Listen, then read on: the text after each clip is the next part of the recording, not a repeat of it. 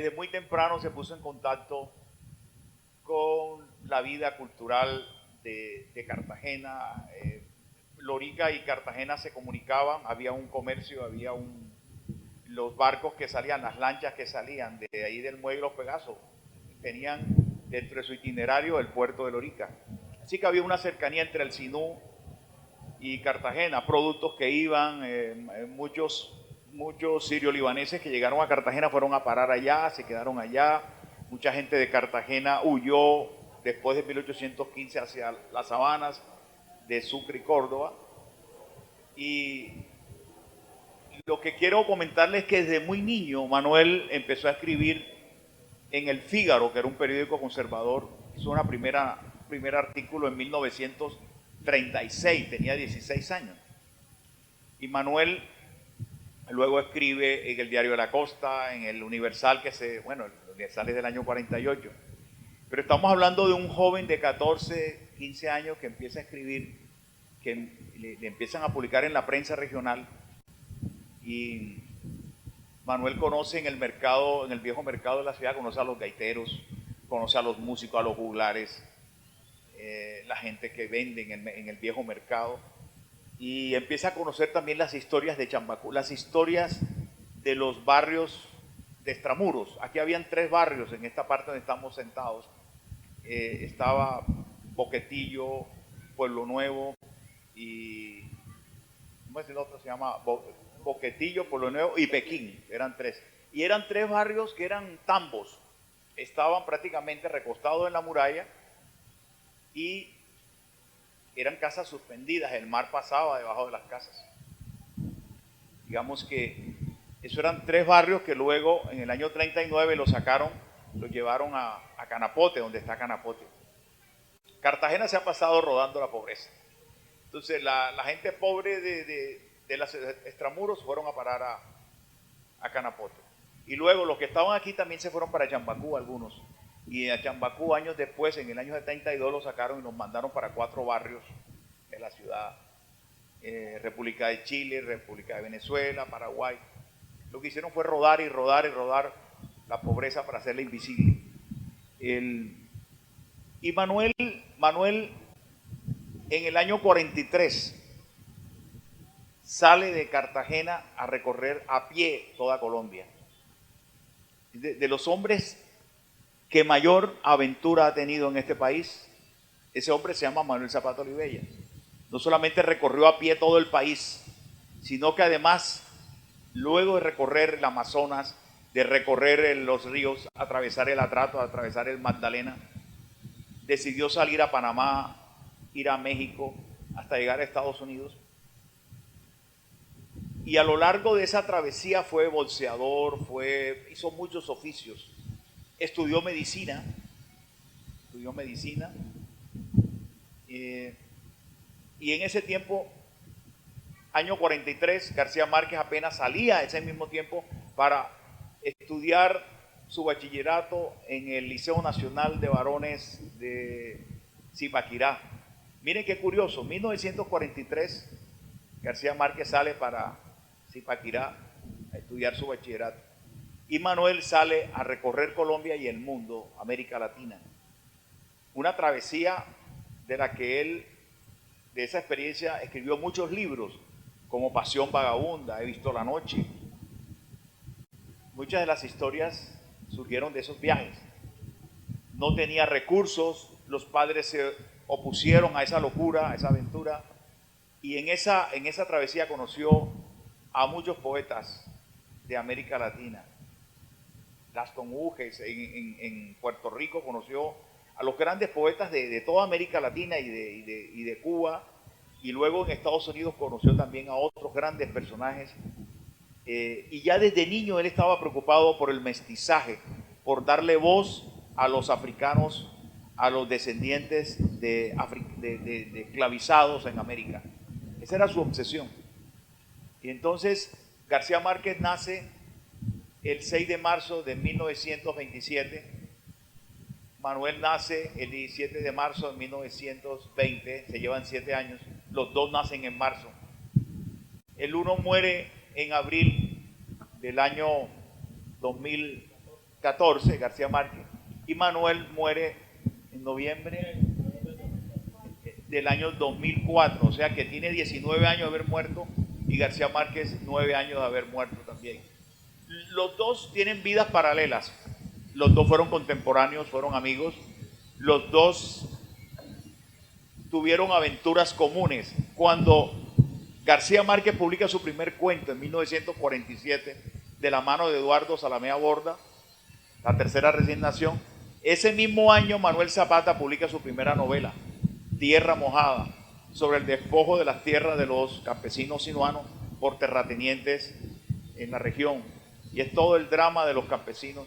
Es una novela que fue prologada por Ciro Alegría, a quien Manuel conoció personalmente, y cuando le dio la novela, Ciro Alegría le dijo, esta novela me hubiera gustado escribirla yo, y le hace el prólogo.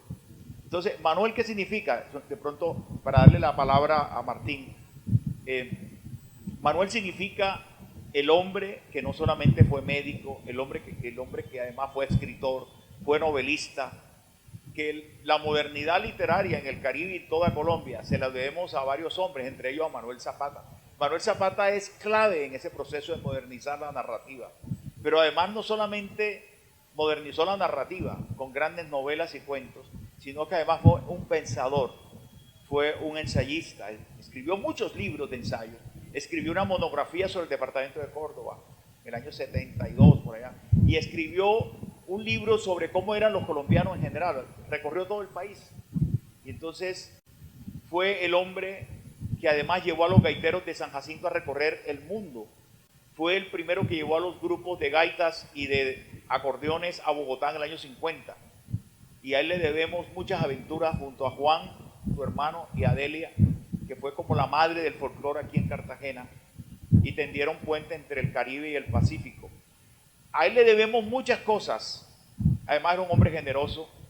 Durante 20 años sostuvo, en el año 65 al 85, sostuvo 40 ediciones de Letras Nacionales, en la que cada edición estaba dedicada a escritores de todas las regiones, de Caldas, del Caribe, del Pacífico, de los Llanos, la zona andina.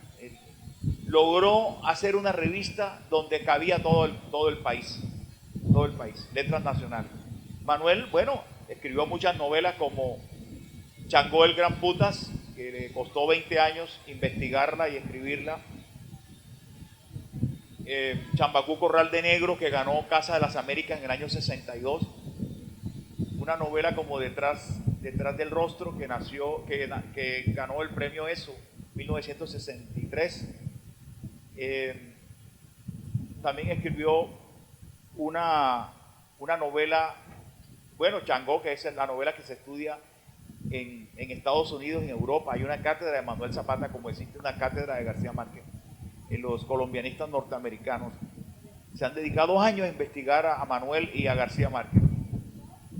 Manuel además fue la persona que trajo, los dos coincidieron aquí en el año 48 en Cartagena, vivían en la misma calle.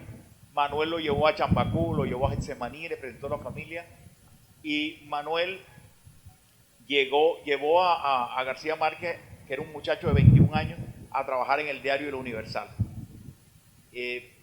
No solamente entró gracias a Manuel al Universal, sino que además Manuel lo llevó a recorrer todo el Caribe para que conociera a los juglares. Le entregó un libro sobre los veteranos de la Guerra de los 1000 días que había escrito Antonio Zapata, su padre. Y Manuel le dio un material formidable que le sirvió a García Márquez. Digamos que Manuel le abrió el camino para que García Márquez también no solamente reconociera a los juglares, sino que además reconociera las historias de los afrodescendientes, que además reconociera las diversas músicas que había en la región. Y hubo mucha complicidad entre los dos escritores, forjaron un gran camino, fortalecieron el amor por la tierra, por la música, por los ancestros. Y qué curioso, cuando Manuel Zapata iba para el Festival de la Juventud en Rusia, necesitaba en su delegación a un tamborero que se enfermó por aquellos días y le dijo a García Márquez, te voy a llevar, pero tú vas a ser mi tamborero. Y García Márquez fue en la delegación folclórica como tamborero. a Rusia. Entonces ese es un dato no muy conocido, de que García Márquez fue tamborero en Rusia, la Unión Soviética, en un festival de la juventud. Entonces Manuel se lo llevó, aprovechó esa circunstancia, esa coyuntura, por la amistad, por el afecto, por el cariño entre los dos escritores, y los dos escribían en el diario El Universal en una edad una edad histórica de Cartagena, que fue en los años 40 y 50, donde se creó una edad de oro que coincidió con lo que hoy se llama el Grupo de Barranquilla, que fue una edad de oro de las dos ciudades. Yo no las veo por separado, veo que esas dos ciudades fueron cómplices para crear el gran movimiento de las letras y las artes, y de ahí surgió una gran complicidad entre las dos ciudades, porque en ese grupo de Barranquilla estaban cartageneros. La gente de Barranquilla era amiga de Cartagena, y García Márquez vivió entre las dos ciudades, escribió en los dos periódicos, El Heraldo y El Universal, y en las dos ciudades escribió su primera novela, La hojarasca. Les doy la palabra a Martín porque me extendí, pero quería como resumir un poco el legado de Manuel, y cómo Manuel, después hablaremos de Gabo y con Martín, pero el año pasado, al cumplirse 100 años de Manuel Zapata, todo el mundo estuvo de acuerdo en el Valle del Cauca, en el Caribe, en el Pacífico, en el resto de Colombia, de que Manuel fue el gran pensador del siglo XX. No solamente el gran escritor, sino el gran pensador, o sea, el hombre que le cabía no solamente el Caribe, sino toda Colombia la tenía en su corazón y en su mente. Y logró tender lazos entre el Pacífico, el Caribe y toda Colombia. Creo que todavía Colombia está aún en deuda. Bueno, ya se publicó toda su obra, se puede leer en internet. Toda la obra está digitalizada, toda su obra se publicó para los 100 años. Se digitalizó toda la revista Letras Nacionales, se ha digitalizado las cartas de Manuel, y hay un libro inédito de Manuel que ojalá se publique, se llama Itzao el Inmortal, que él me hablaba mucho de ese libro, que es un tema sobre la muerte, cómo los hombres del Caribe nos relacionamos con la muerte. Entonces, Martín, bienvenido. Muchísimas gracias, Gustavo, por esa cantidad de datos que de verdad no conocíamos de Manuel. Creo que es importante, ¿no? Y para eso estamos aquí. Y bueno, Martín, ahora sí dándote la palabra, después de todo este recorrido que nos ha hecho Gustavo por la vida y obra también de Manuel Zapata, quería preguntarte, porque en el proyecto que tú has emprendido de la carreta literaria justamente nace por el interés, justamente por la obra un poco de García Márquez, ¿no? Y el primer lugar donde te acercas justamente es a la Fundación Gabo para tratar de encontrar esa información y esa fuente que tú querías encontrar. Y por eso te pregunto, ¿qué significa para Gabriel García Márquez Cartagena? ¿Cómo llega un escritor de esto? ¿Cómo termina enlazándose con una ciudad del Caribe después de estar en Bogotá estudiando, como ya lo había dicho Gustavo? Bueno, buenas tardes Gustavo, buenas tardes a todos. Es bien sabido que Gabo va a estudiar lo que no quería estudiar, y lo mandan a hacer el bachillerato a Zipaquirá, y esa vestimenta folclórica que no pegaba en ese frío bogotano y todas esas cosas que acontecieron. Pero Gabo regresa a este pueblito que es Cartagena en esa época, y encuentra todos los espacios necesarios para ir creando su obra literaria, y encuentra amigos, porque el destino es así.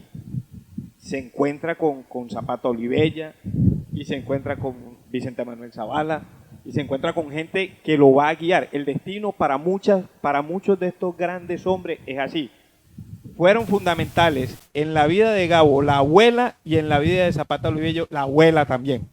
Entonces, todos estos grandes genios de la literatura siempre tienen a la sombra una mujer que los va llevando, que les va cultivando el saber, y son esas abuelas.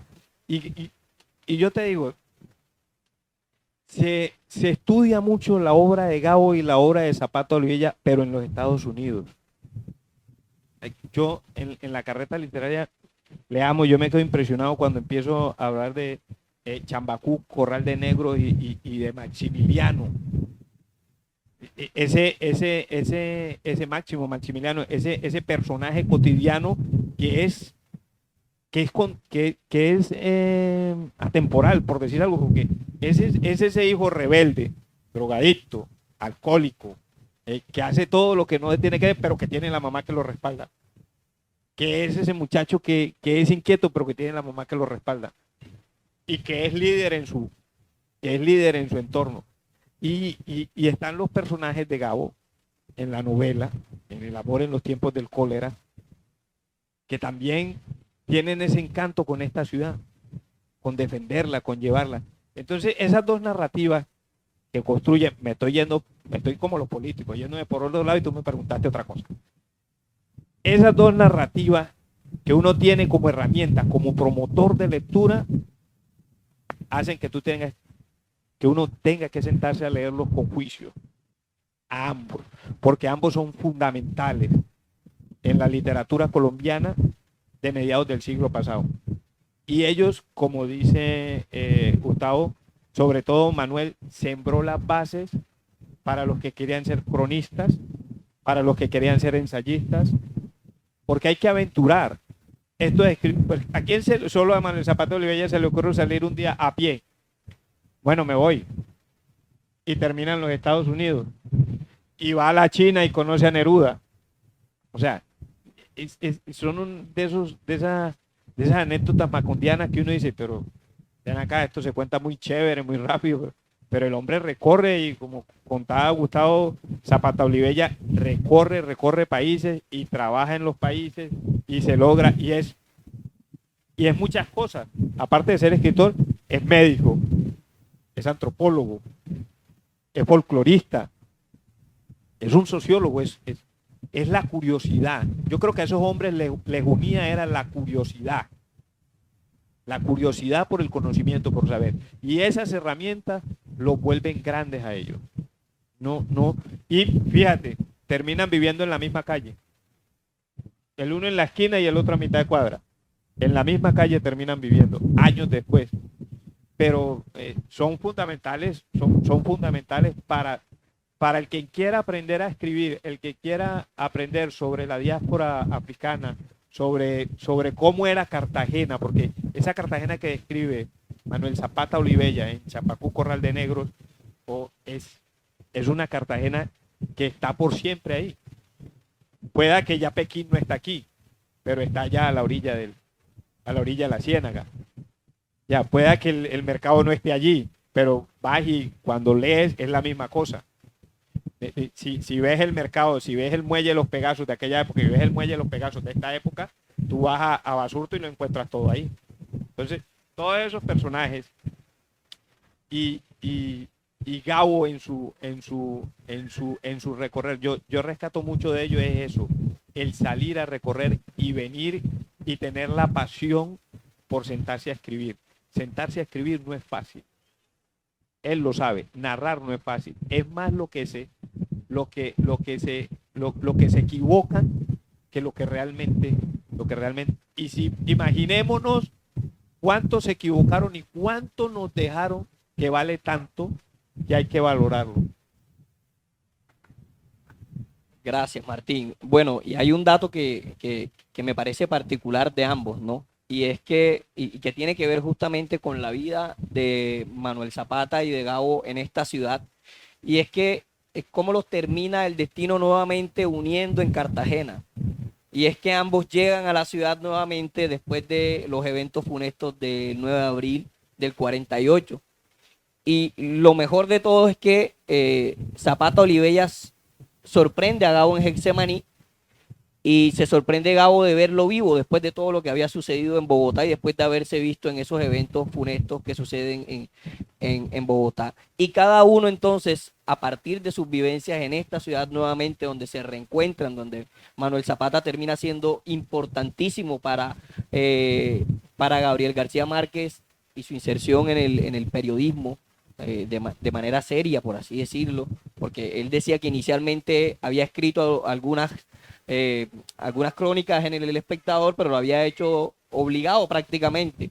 pero que es en el Universal donde él decide y se encuentra realmente con el Gabo periodista. Y eso es casi que por la insistencia de Zapata Olivella, de casi que llevarlo a rastras a esa entrevista que tenía con Manuel Zavala, donde finalmente termina siendo columnista del Universal.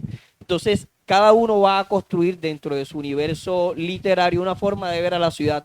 Por eso yo a continuación les voy a relatar, les voy a leer un poco de las visiones que tenían cada uno y en sus obras sobre la ciudad, para que entendamos un poquito, y esto va a dar pie para una pregunta que les voy a hacer a ambos a continuación.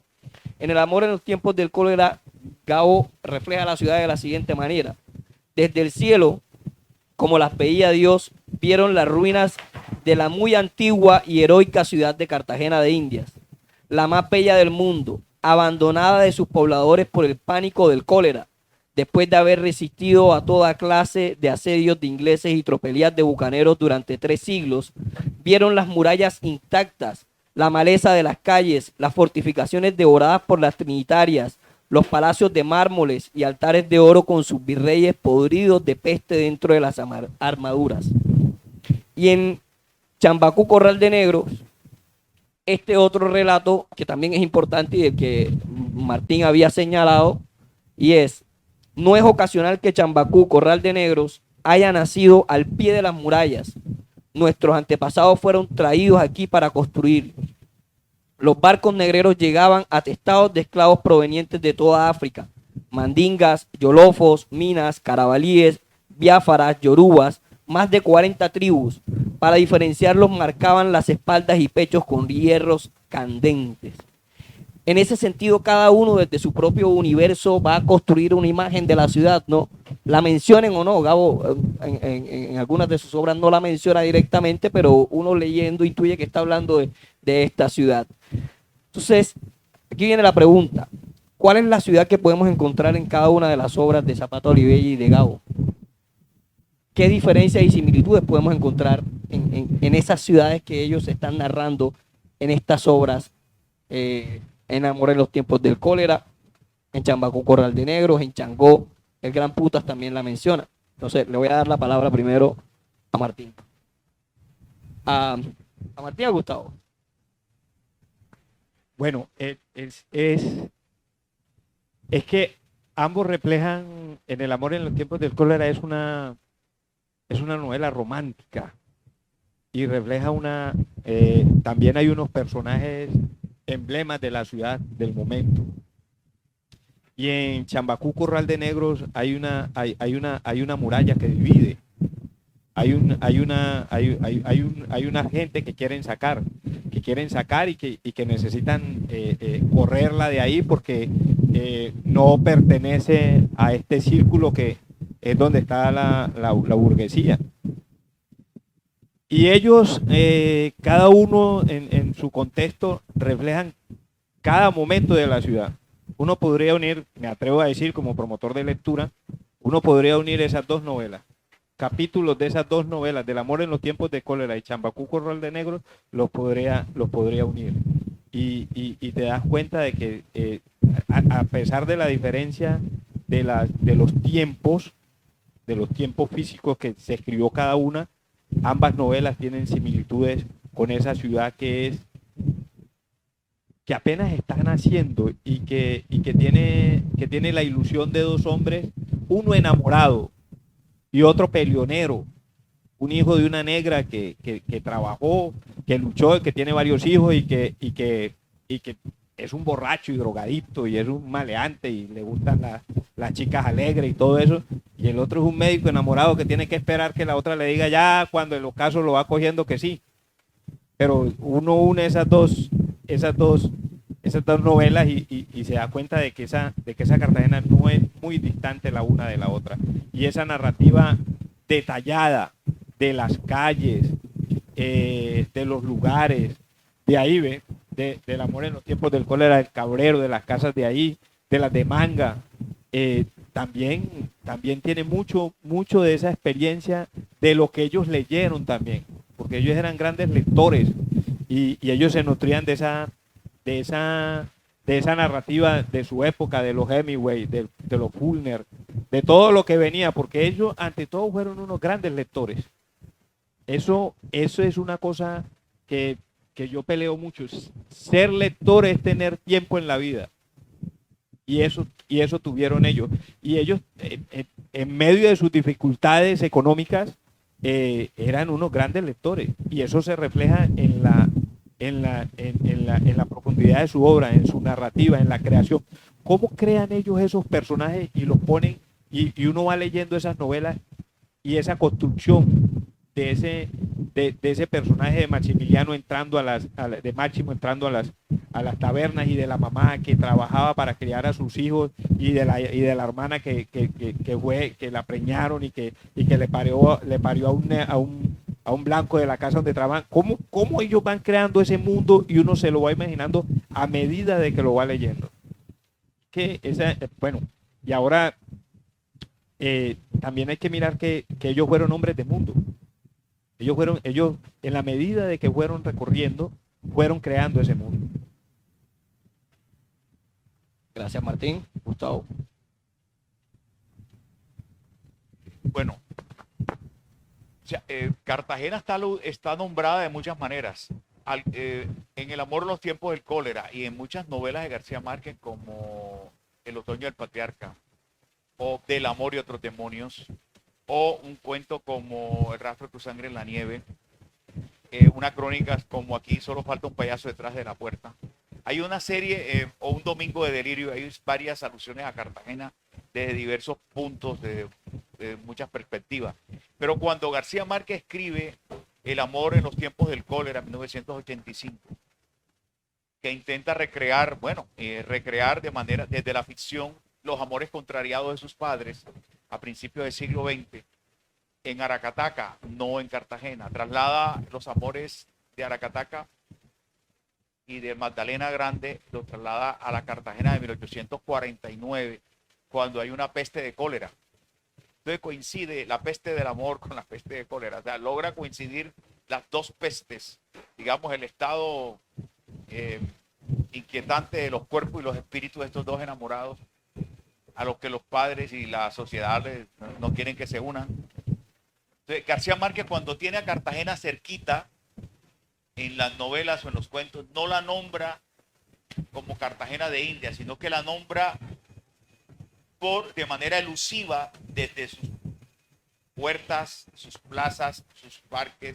Por ejemplo, cuando te hablan del Portal de los Dulces, o el Muelle de los Pegasos, o el Parque de los Evangelios, o la Plaza Fernández de Madrid, o San Diego, la iglesia de Santo Toribio, están nombrando a Cartagena en más de 50 puntos. El amor en los tiempos del cólera es un recorrido por todo el centro amurallado.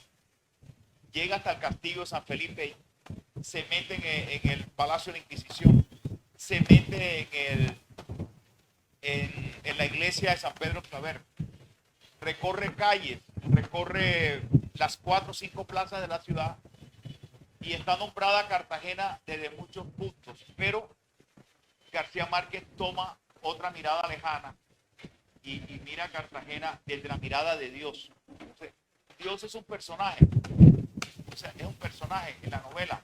Dice, tal como la vería Dios, es una manera de decir, tal como se vería desde otra perspectiva, desde una dimensión sobrenatural.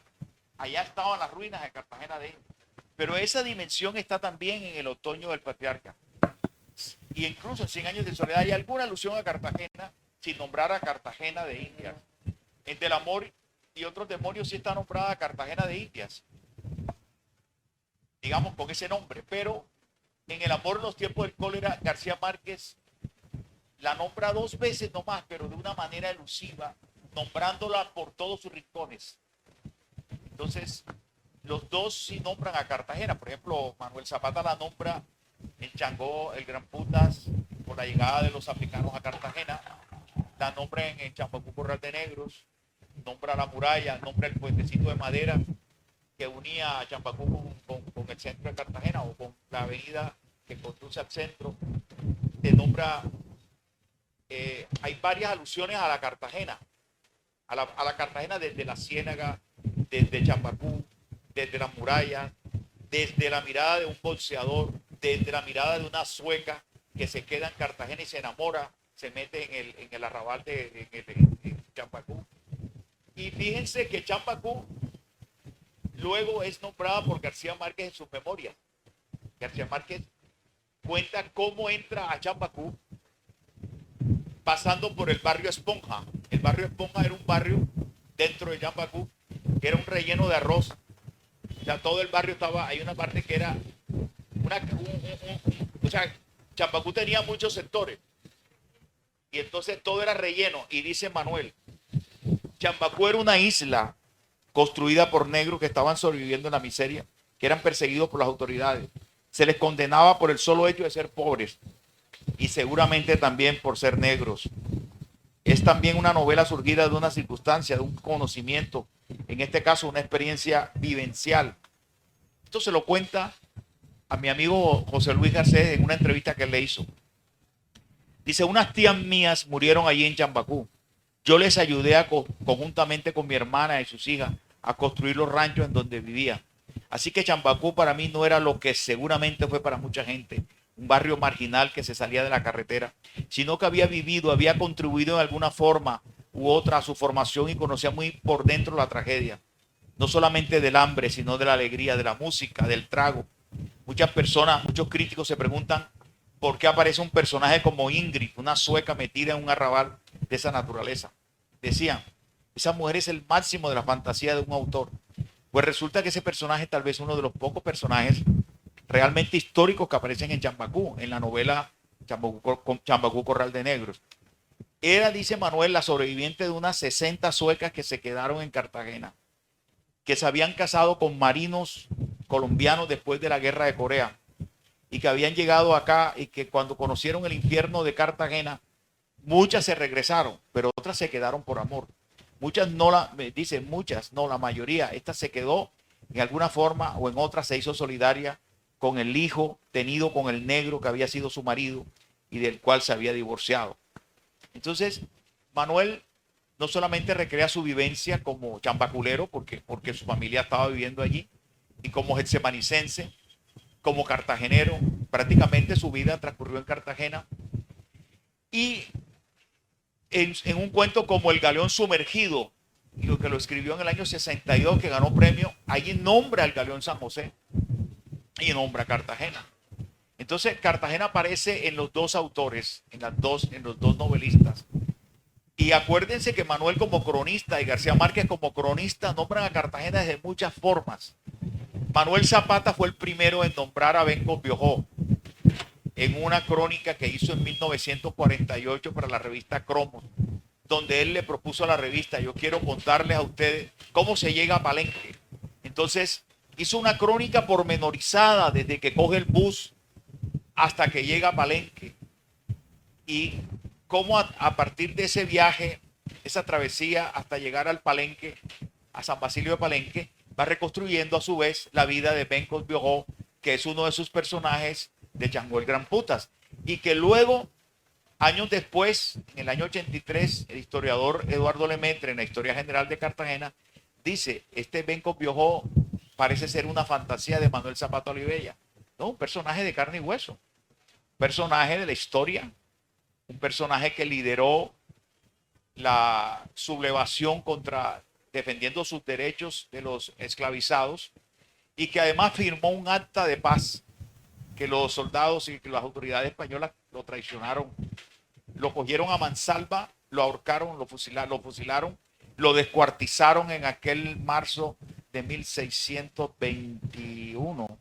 Han pasado 402 años de esa tragedia de Bencos Biojó descuartizado ahí donde está la Torre de Reloj, ahí en la Plaza de la Paz. Entonces, en la Plaza de la Paz. Qué paradoja, ¿verdad? Que en la Plaza de la Paz descuartizaron al hombre que firmó la paz y que lo descuartizaron. Fue Bencos Biojó, que ahora es un nombre que los palenqueros están utilizando para sus hijos. Y un bello nombre, Bencos, que es un nombre de esperanza, es un nombre de resistencia, es un nombre de libertad, es un hombre que que luchó, que lo persiguieron y que fundó un pueblo con los cimarrones, San Basilio de Palenque, pero muchos palenques que están en la zona de Mate fueron iniciativa espiritual de este valiente guerrero, como lo fue Benco Biojó, que fue inmortalizado primero por Manuel Zapata Olivella, luego lo continuó Roberto Burgos Cantor en La Ceiba de la Memoria. Pero Manuel Zapata bebió de todas estas fuentes para escribir una novela como Del amor y otros demonios, que tiene una referencia con los cultos religiosos bantúes. Dominga, hay un personaje que es una africana que habla en lengua africana, y la niña Sierva María aprende de esta mujer los dialectos africanos. Entonces, García Márquez, Manuel Zapata, los dos, de muchas maneras incluyeron a Cartagena como territorio literario. Cartagena es un territorio que cuando a García Márquez se le agotó a Macondo, o sea, cuando ya García Márquez lo agotó porque llegó al esplendor de Macondo, a la apoteosis de Macondo, García Márquez miró entonces a Cartagena. Digamos que Cartagena es la ciudad que compite con Macondo, porque García Márquez finalmente, las últimas novelas todas giran alrededor de Cartagena de India. Cerró el ciclo de Macondo y siguió con Cartagena de India, y aquí deseó morir, y aquí está García Márquez, sus cenizas en el claustro de la Merced de la Universidad de Cartagena. García Márquez forma parte de ese paisaje de la historia de Cartagena, no solamente como escritor, sino que sus cenizas, las de él y de su esposa Mercedes y de todos sus ancestros paternos y maternos, están en Cartagena de Indias.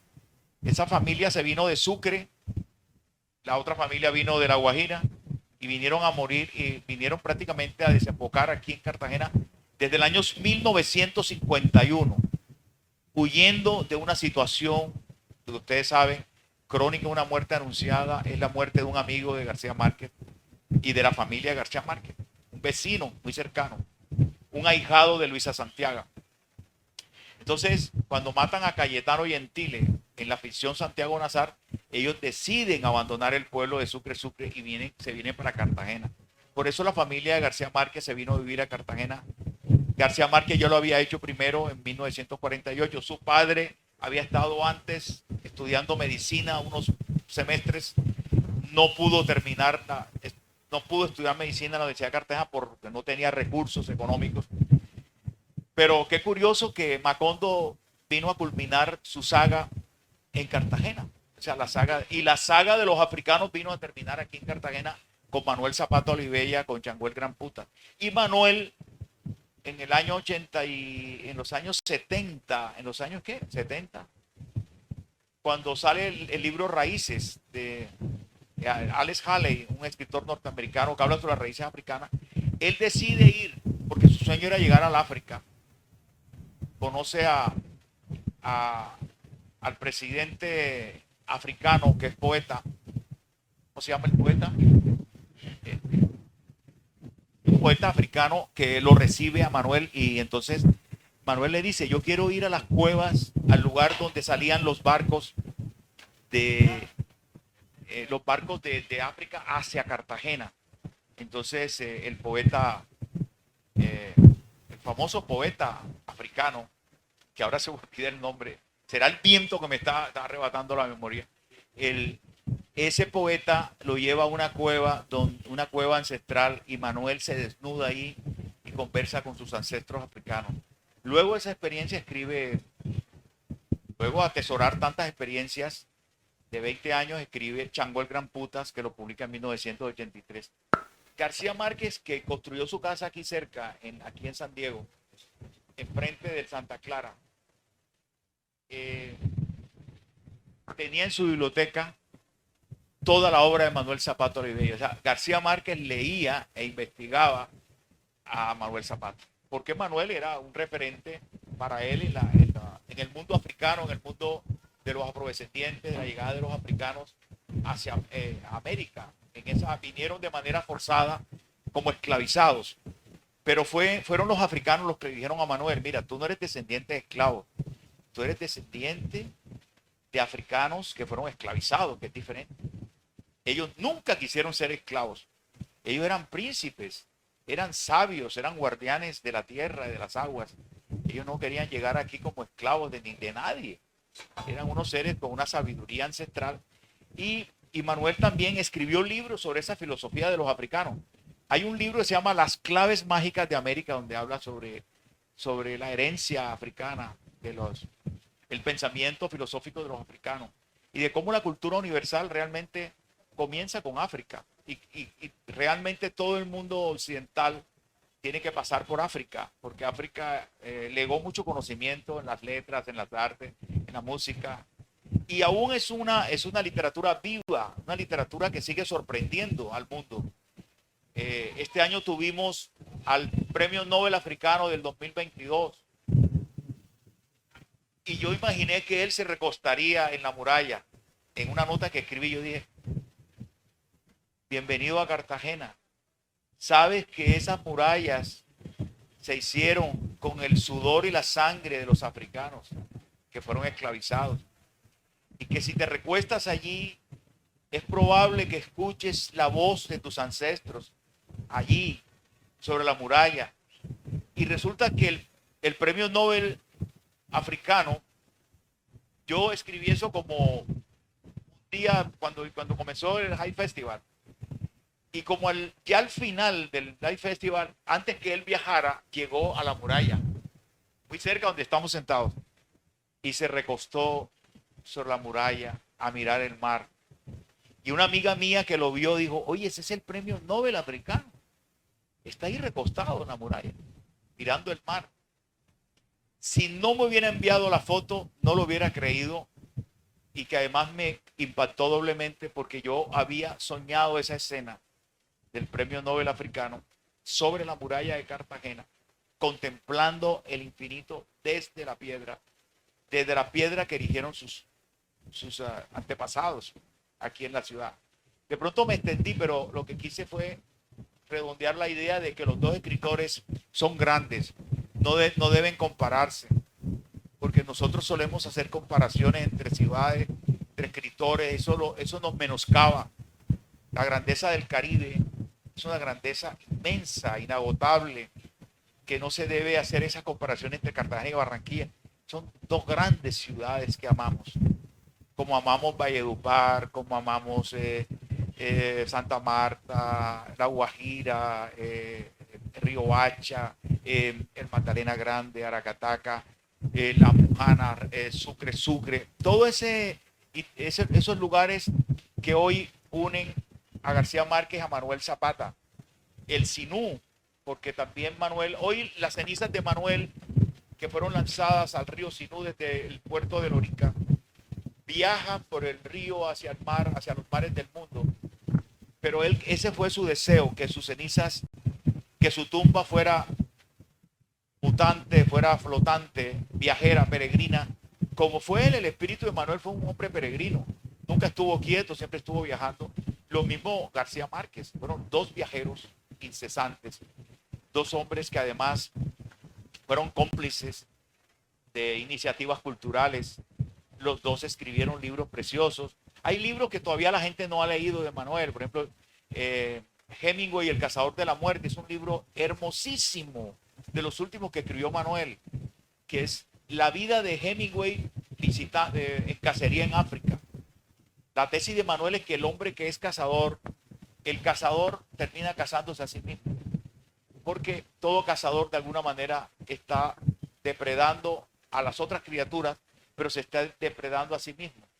Entonces, el final de Hemingway fue que se miró al espejo en aquel julio de 1961 y no se vio a sí mismo, sino que vio un inmenso animal que él quería cazar y terminó disparándose a sí mismo. Esa es la tesis de Manuel en su novela, de que el cazador de alguna manera es cazado por sí mismo. Manuel terminó matándose porque quería cazar un mamut, y aquella mañana se asomó al espejo Hemingway, y Manuel quiso interpretar esa escena de que Hemingway está asomado al espejo y lo que aparece es un mamut. Dice, aquí lo tengo, lo voy a matar, y se mata a él. Pero esa es una metáfora de que el cazador es cazado por sí mismo, de alguna manera, por ser depredador de la naturaleza. Entonces los dos hay que estudiarlos juntos y separados, y hay que valorarlos porque cada uno tiene luz propia. Aquí en el museo donde están las cenizas de Gabo, hay unas fotos preciosas. El claustro de la Merced. Hay una foto de García Márquez con Manuel, y los dos están conversando, están como departiendo, están como devorando ideas, pues están comiendo, pero se ve que están como en una plenitud de ideas, y los dos están como emocionados con lo que están conversando. Y en el fondo uno puede leer en las caras de Manuel y de Gabo en ese entonces la gran complicidad que los unía. Ok, gracias Gustavo. Bueno, para ya ir cerrando este espacio, una última pregunta para ambos y que tiene que ver algo que justamente compartían y que es precisamente algo que atraviesa el universo literario de ambos y tiene que ver con la música. El epígrafe del amor en los tiempos del cólera es: en adelanto van estos lugares, ya tienen su diosa coronada. Una canción del maestro Leandro Díaz y que le da rienda suelta a la pluma de Gabo para hablar de los amores contrariados de los dos personajes en esta obra, ¿no? Y una de las facetas menos conocidas en estos momentos de Manuel Zapata es justamente la pasión que tenía por la música y por la música caribeña, afrocaribeña. Tanto así que es el primero en llevar a los gaiteros de San Jacinto a Bogotá y va a llevar también a Gabo, como ya lo mencionaba Gustavo, a un festival de juventudes a Rusia y lo reemplaza por un tamborero, pero se lleva a Gabo. Y lo que nos podemos preguntar aquí es qué papel juega la música en la obra de ambos, cómo están atravesadas esas letras de ellos por la musicalidad del Caribe, porque además recordar que Gabriel García Márquez decía que 100 años de soledad no era más que un vallenato de 400 páginas, ¿no? Y que el amor en los tiempos del cólera para él no era más que un bolero de amores contrariados. Entonces, ¿cómo la música atraviesa la obra de estos dos personajes? Bueno, yo tengo una anécdota con Manuel Zapata Olivella cuando fue al Chocó con su hermana, con Delia. Tendría yo 12 años y lo llevó el Banco de la República y ellos fueron con sus grupos folclóricos allí. Y la alegría de Zapata Olivella al ver a los chocuanos bailando, todas esas danzas autóctonas que se bailan en el Chocó con la chirimía, con todo eso. Y me impresionó mucho que él fue el último que se quedó. O sea, terminó todo y Manuel se quedó con los músicos bebiendo y hablando con ellos. Todos se fueron y ellos se quedaron ahí. Los presentaron en el malecón de Quito. Yo estaba pelado, tenía 10, 12 años. Y para ellos era fundamental la música para ambos, tanto para Manuel Zapata Olivella como para Gabo. Y no se te olvide que Zapata Olivella fue folclorista y tuvo una influencia enorme y fue un gran promotor de estas músicas del Pacífico, del norte, de las cumbias, de los bullerengues, de todo eso. Yo creo que fue el primer colombiano que salió a difundir el sombrero volteado, cuando no tenía el auge que tiene hoy. Cuando el sombrero volteado no tenía la comercialización que tiene hoy. Era Manuel Zapata Olivella quien se usaba su sombrero volteado. Y Gabo es de las anécdotas bonitas que yo he leído de Gabo, que les encantaba la música, que les encantaba el bolero, la ranchera.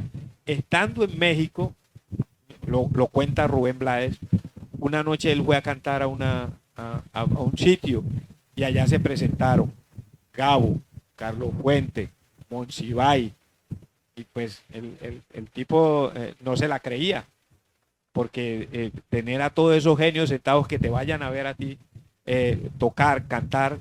Entonces la música en Gabo fue fundamental para mucho de lo que él escribió, de lo que él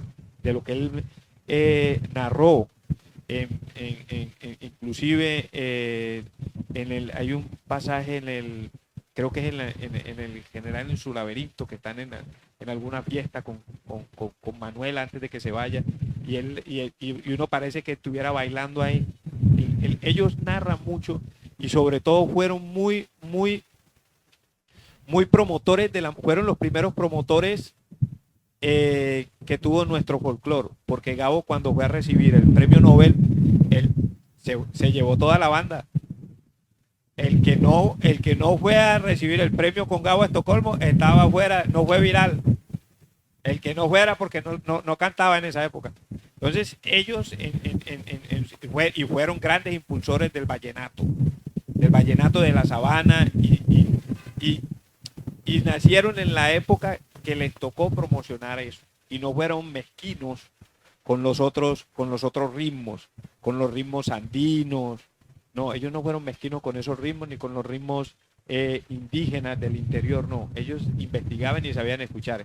Y Zapata Olivella recorrió el atrato yo creo que como ninguno, y promocionó el baile, el currulao, la jota, todas esas bailes de Chirimián. Yo tenía un tío que se llamaba Antero Agualimpia, era un gran clarinetista, y Zapata Olivella tomaba con él para escucharlo tocar clarinete. Ese es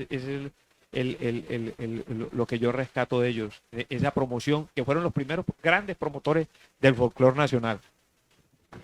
Gracias, Gustavo. Fíjate que Martín, de pronto, como el tiempo también es limitado, tiene anécdotas porque García Márquez le firmó 100 años de soledad para la carreta literaria.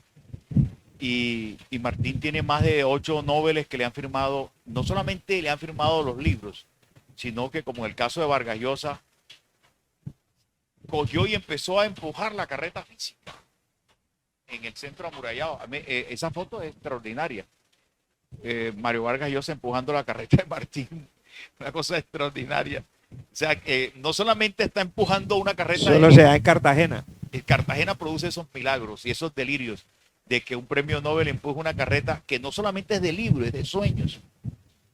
Entonces, mire, algo que quiero redondear con respecto a los dos personajes. Los dos no solamente les gustaba la música, y la música está aludida en sus libros. Por ejemplo, Manuel hizo un cuento que se llama Un acordeón tras la reja, de su experiencia por todo el Magdalena, el Magdalena Grande y el Cesar. Acuérdense que fue médico en La Paz, Magdalena, y esa experiencia rural le permitió conocer a los juglares. Y es Manuel quien se lleva a García Márquez para que conociera a los juglares de los pueblos recónditos del Cesar, Magdalena y La Guajira. Y hay unas fotos, gracias a Nereo López, hay una serie de fotos donde aparece Gabo compartiendo con todos esos juglares. Y además García Márquez participó en la génesis en 1966-67 de la creación del Festival Vallenato. Porque él estuvo en Aracataca, él quería que el Festival Vallenato se hiciera en Aracataca. Y hay una célebre foto donde aparece él con Rafael Escalona, con Álvaro Cepeda Zamudio bajo una enorme ceiba, y están hablando con otros acordeoneros. ¿Cómo? Sí, no es fundación. En fundación. De todas maneras, ellos hicieron una correría, iban haciendo la correría por todo el Magdalena, buscando aliados para esa aventura del festival. Entonces iban haciendo paradas en los pueblos. En fundación, como me acabas de aclarar, estuvieron en Aracataca, estuvieron en Valledupar, y esa idea floreció en el Festival de la Leyenda Vallenata. Ahora, no solamente está la música en las obras, sino que además de ellos fomentaron a los músicos, tanto Manuel como García Márquez. Les quiero contar que los dos eran grandes bailarines. Hay un video donde aparece Manuel bailando, diciéndole cómo deben bailar la cumbia, por Dios, enseñando cómo es el movimiento de la cumbia. En un video que se llama Manuel el abridor de camino. Yo creo que en internet la pueden ver. Está ese video, donde Manuel cuenta cómo enseñaban música con Delia. Delia era la pedagoga, pero él se involucraba en la danza y decía, mira, pero bailen así, pónganle gracia a eso, pónganle gracia. Y entonces también aportaron al diseño de la ropa, de esos rabo de gallo, esos pañuelos rojos, o sea, la vistosidad. Y Manuel fue quien se le ocurrió llevar dentro de los gaiteros de San Jacinto a alguien que no era de San Jacinto, que era Catalino Parra, que era el Catalino Parra de Soplaviento. Y entonces él le decía, pero Manuel, yo no puedo ir porque yo no soy de San Jacinto. Y Manuel le dice, pero quítate eso de la cabeza. Tú formas parte del grupo de los gaiteros de San Jacinto. Él aportó la presencia africana porque Catalino era negro y además Catalino tenía el conocimiento, el aporte africano dentro de ese contraste con la música indígena de los gaiteros. Entonces, la música de Catalino aportó a ese grupo. Y en el primer viaje que hicieron se fue Catalino. Otra cosa, los dos murieron con música. García Márquez en el 2014, mientras agonizaba, Mercedes le colocaba los vallenatos que lo hicieron felices en toda su vida. Entre otras cosas, en el 2013, un año antes de morir, García Márquez hizo sus últimas parrandas aquí en Cartagena. Siempre celebraba el 6 de marzo con acordeones. Siempre celebraba sus encuentros con amigos, con grupos de acordeones. Y Manuel también. Manuel cuando murió, Gabo cuando muere, le hacen una especie de lumbalú en el Palacio de Bellas Artes en México. Los grupos empiezan a tocarle, no está el ataúd, sino las cenizas de Gabo ahí en cuerpo presente. Entonces empiezan a tocarle. Lo mismo en el caso de Manuel, con el ataúd de Manuel empiezan a tocar tambores, empiezan a cantarle. O sea, los dos tienen un final musical. Los dos tienen un final musical, los dos involucraron la música en sus obras, los dos apoyaron músicos, los dos escribieron sobre la música, por ejemplo, sobre Rafael Escalona. Rafael Escalona es personaje de 100 años de soledad, Rafael Escalona es personaje del coronel no tiene quien escriba.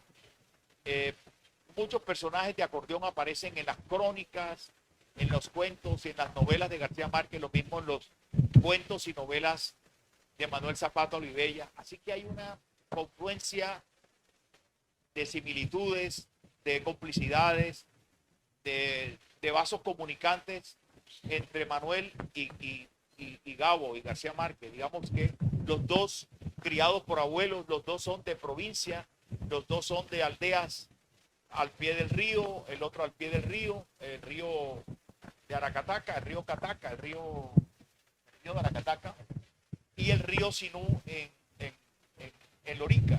Entonces los dos tienen puntos de encuentro, los dos tienen una gran preocupación por saber qué pasó antes de que ellos nacieran, cómo fue la vida 100 años antes, cómo fue la vida de sus ancestros. Entonces yo creo que los dos tienen esa gran herencia que nos legaron no solamente como escritores, sino como seres humanos. Y almorzar con García Márquez o con Manuel Zapata, tenerlo cerca, eso era un privilegio enorme. Manuel tenía una sonrisa contagiosa, era un tipo con una felicidad, con una manera, un visionario, era un hombre feliz de ser quien era.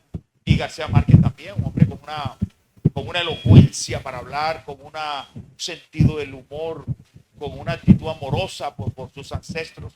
Yo creo que los dos son seres extraordinariamente ejemplarizantes para la cultura de Colombia y del mundo. Son dos criaturas iluminadas que uno ya cumplió 100 años de haber nacido y García Márquez se encamina a cumplir 100 años también, 96 años de su natalicio. Entonces son dos seres que iluminan el camino de las nuevas generaciones, para los que quieren ser escritores, para los que quieren beber de las fuentes ancestrales, tanto de la música, el conocimiento, la ciencia, las diversas formas de interpretar la vida y la manera de relacionarnos con el arte y con las realidades profundas como es la muerte. Los dos tuvieron una filosofía de vida y una filosofía ante la muerte también. Ok, gracias. Bueno, vamos a abrir un pequeño espacio para comentarios y preguntas y les voy a pedir que no se vayan porque tenemos una muestra gastronómica de parte de nuestros aprendices de la escuela taller en este oficio tradicional que están aprendiendo estos chicos. Entonces queremos ahorita que terminemos este espacio de preguntas y comentarios, pasamos a esa muestra gastronómica. Por aquí tenemos una pregunta. Bueno, muchas gracias. Permítanme ustedes hacer un pequeño cambio aquí.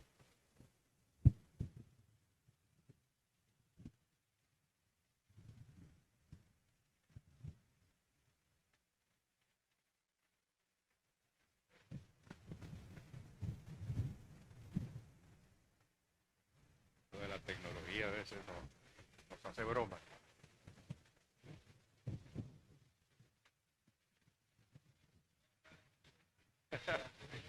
El cambio de cámara.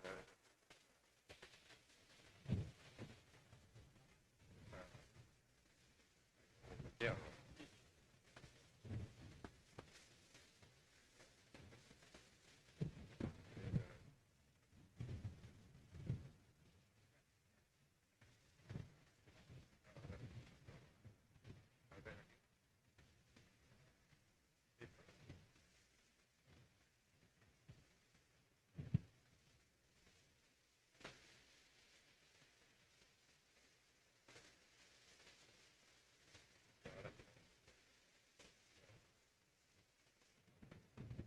¿Ya pudieron? Si no, pasamos a una siguiente mientras terminas de... Ya no. Ahora sí. Listo. Muy buenas noches, felicitaciones por esta charla que nos han ofrecido ustedes. Es conmovedor escucharlos a ustedes, escuchar a los especialistas hablar de los monumentos, de la arquitectura, de las murallas, de los balcones de Cartagena y de la influencia que han tenido en las obras literarias, específicamente en el día de hoy de García Márquez y de Manuel Zapata Olivella. Pero yo me pregunto, y muchos nos preguntamos, ¿qué estamos haciendo los colombianos? ¿Qué está haciendo el cartagenero por esas murallas, por esos monumentos, por esos balcones que aparecen tan bien retratados y que nos conmueven tanto en estas novelas de García Márquez y de Manuel Zapata Olivella? ¿Qué estamos haciendo en realidad nosotros por esas murallas?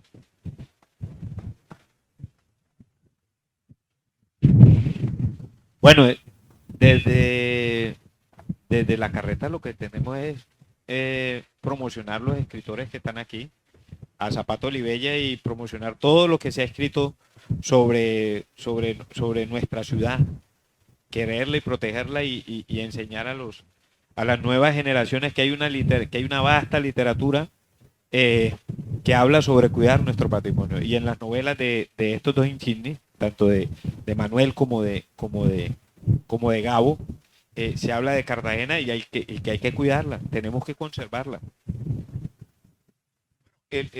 Existe esta escuela taller fortificaciones que son guardianes del patrimonio. Hay un patrimonio inmaterial, oral, que tiene que ver con las letras, con los cantos, con los pregones, con la música, con lo intangible.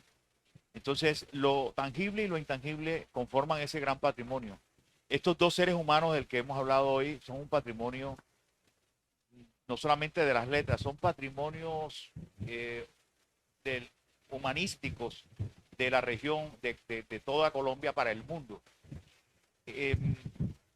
Ha costado trabajo que Cartagena hoy disfrute de esas obras de Manuel Zapata. Es insólito que al cumplirse 100 años, un libro como Chambacú Corral de Negros no se lea en las escuelas. Ese es un libro que debiera estar en el plan lector, porque es un libro extraordinario. Los libros de Manuel, además, están bien escritos, son novelas que seducen. Por ejemplo, él escribió una novela que se llama En Chimán nace un santo, que es sobre todos los mitos, la zona del Sinú, las supersticiones, el mundo indígena. Y está un libro que se llama La Calle 10, está Chango el Gran Puta, que es un libro ya monumental. Pero esa novela corta, que es Chambacú, para mí es la primera novela urbana que se escribe en Cartagena. Es la primera novela en donde Cartagena aparece como territorio literario, o sea, como eje central. En otras novelas era difícil que entrara a Cartagena, o sea, nombrar a Cartagena y a Chambacú en una novela no era fácil. Y que además lo hizo con una propiedad, una novela que fue premiada en Cuba, una novela de la periferia, contando una historia dolorosa sobre las exclusiones sociorraciales.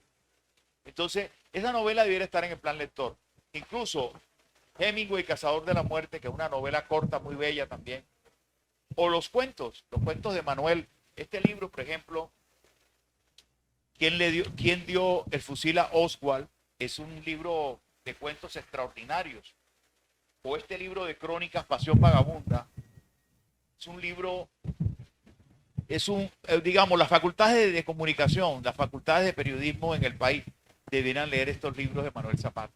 Porque son obras maestras del periodismo. Como leer Relato de un náufrago de García Márquez, leamos Pasión Vagabunda, He visto la noche.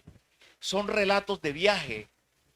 Digamos, mi amigo José Luis Garcés dice que la aventura humana de Manuel es una de las hazañas más grandes. Digamos, nosotros a veces miramos a un escritor como Ernest Hemingway, ese tipo tan aventurero, pero Manuel Zapata tuvo una vida llena de aventuras. Podría hacerse una gran película sobre Manuel, porque Manuel era él mismo un personaje literario, un hombre que sale a pie a recorrer Colombia y luego el mundo, llega al África, llega a la China, conoce a los escritores africanos y va tejiendo un tapiz de memorias ancestrales. Eso es para hacer la vida de él fue una epopeya realmente, fue una hazaña. Entonces, y lo mismo García Márquez, un hombre que salió de Aracataca y recorrió el mundo también. Hoy se lo disputan no solamente las aldeas de Colombia, se lo disputa Aracataca, Cincé, Cartagena, Barranquilla, Santa Marta, sino que se lo disputa España, se lo disputa Italia, se lo disputa Francia. Los japoneses están enloquecidos con García Márquez, los chinos ni se diga, los de la India. Entonces García Márquez sigue generando delirio a nivel universal. Y lo mismo, bueno, Manuel no tuvo esa circulación de la obra, no tuvo una agente literaria. Yo creo que Manuel ahí sí debió tener, no tuvo una Carmen Balcells. En cambio García Márquez tuvo siempre mujeres que lo protegían, no solamente Mercedes para que escribiera 100 años de soledad, sino que tuvo a Carmen Balcells para que los libros circularan por todo el planeta. Pero Manuel no tuvo, bueno, tuvo a Rosa Bosch, que fue su esposa y que fue una guardiana de sus libros, una española, y bueno, tuvo las mujeres de la tribu y del Caribe que lo amaron y lo quisieron, pero no tuvo una agente literaria a nivel mundial que cogiera esa obra. Ya la obra de Manuel es traducida a varios idiomas, al inglés, a francés. Acuérdese que el gobierno francés le dio la máxima condecoración a Manuel, Caballero de las Artes y las Letras. Le dio el premio de Derechos Humanos en Francia también. Le dieron el premio Matarazzo en Brasil. O sea, la obra de Manuel es reconocida, y en África y en Estados Unidos la obra de Manuel es estudiada. Pero aquí en Cartagena se están rebautizando los escenarios tardíamente. Yo diría que las estaciones de Trascaribe debieran tener nombres de los escritores, artistas, los gestores, la gente que ha sido ejemplarizante. Las plazas, hay una placita pequeña que casi que es invisible, que se llama Plaza Manuel Hermanos Zapata Olivella. Debiera ser más visible en el circuito cultural de la ciudad. Ellos entregaron toda su vida a la ciudad. Juan donó todas sus esculturas, fueron además diplomáticos. Manuel y Juan fueron diplomáticos en Haití fue Juan y en Jamaica fue Manuel. Entonces tuvieron además de ser médicos, fueron diplomáticos, escritores, gestores culturales, dinamizadores de la vida cultural en Colombia. Y ellos donaron todas sus obras artísticas al Museo de San Pedro.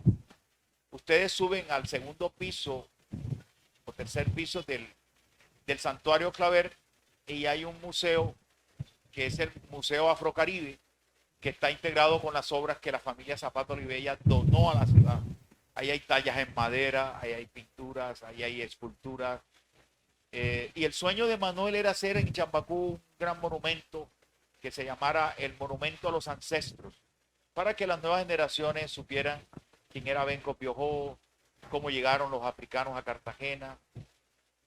Era un monumento que contara esa historia y murió con ese deseo. Entonces, Cartagena en la ciudadanía tiene que sensibilizarse más, porque el cartagenero que hoy tiene 20 años o 15 años no tiene la menor idea quién es Manuel Zapata Olivella. Saben de García Márquez porque García Márquez ya es un fenómeno mediático más allá de su muerte. García Márquez, cada 5 minutos sus obras son leídas a nivel mundial, pero las obras de Manuel esperan esa recompensa y ese homenaje que le estamos debiendo, que es el leer su obra con cariño, con devoción, con pasión, con toda la pasión que él consagró para todos sus libros y todas sus aventuras. Yo creo que Manuel debe ser más visible en Cartagena y en toda Colombia, como lo es García Márquez en el mundo, es muy visible. Pero no podemos que el brillo de un bosque, el brillo de un árbol, opaque o eclipse el brillo y el esplendor de todo un bosque. Porque Manuel es un bosque como es García Márquez. Entonces son como dos árboles. Yo a Manuel lo veo como un baobab, un árbol enorme. Los dos son dos árboles o dos bosques que hay que mostrar al mundo, pero no podemos seguir mostrando a los escritores digamos, como genios solitarios, sino que forman parte de una saga de genios. Manuel era un genio de la literatura, como García Márquez, como Héctor Rojas Erazo, otro genio de la literatura. Entonces, lo que pasa es que hemos tenido el prejuicio de que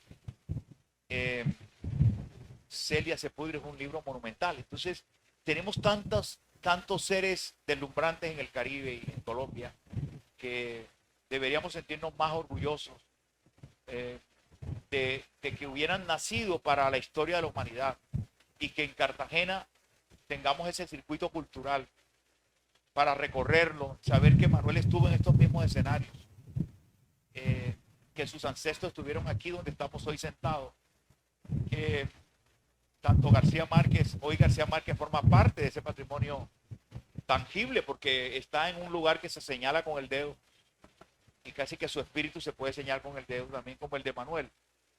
Entonces me he extendido, pero en realidad es que estos dos seres, lo que hemos compartido Martín y yo hoy es nuestro afecto a dos escritores que siguen enriqueciendo la vida. Digamos, si todos nosotros leemos estos libros, nuestra vida va a cobrar mayor sentido, mayor belleza, mayor ritmo, mayor cadencia. Vamos a estar más enamorados de la vida leyendo a García Márquez y a Manuel Zapata Olivella. Gracias, Gustavo, y a Martín también. Y bueno, para ir cerrando un comentario final sobre el papel que juega la escuela taller. Estos espacios donde nos encontramos hoy es justamente esa intención que tenemos también de difundir la obra de Manuel Zapata Olivella y de Gabo. Y contarles además que tenemos una agenda este domingo en la jornada de entrada gratis para colombianos que también está dedicado a la obra de Manuel Zapata Olivella y de Gabo. Y que seguimos haciendo justamente como guardianes de este patrimonio todos estos eventos que buscan no más que ponerlo al servicio de los cartageneros. Muchísimas gracias y los espera entonces la muestra gastronómica.